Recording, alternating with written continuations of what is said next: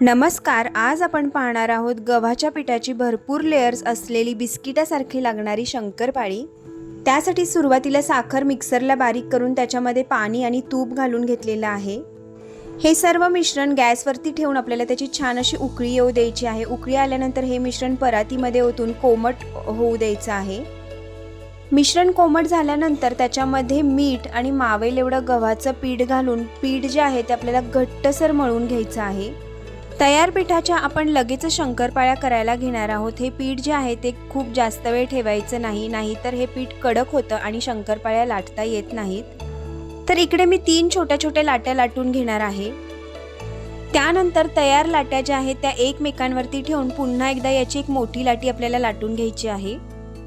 सर्व शंकरपाळ्या एकसारखे येण्यासाठी साइडच्या कडा ज्या आहेत त्या मी कट करून घेणार आहे आणि चौकोनी आकारात आपल्याला शंकरपाळ्या कट करून घ्यायच्या आहेत। तयार शंकरपाळ्या आपल्याला कडकडीत तेलामध्ये खरपूस अशा तळून घ्यायच्या आहेत। शंकरपाळी तळताना गॅसची फ्लेम जी आहे ती मीडियम ठेवायची आहे। या शंकरपाळ्याला भरपूर असे लेयर्स सुटतात आणि खायला देखील अगदी बिस्किटासारख्या शंकरपाळ्या लागतात। तर तुम्ही सुद्धा नक्की ट्राय करा।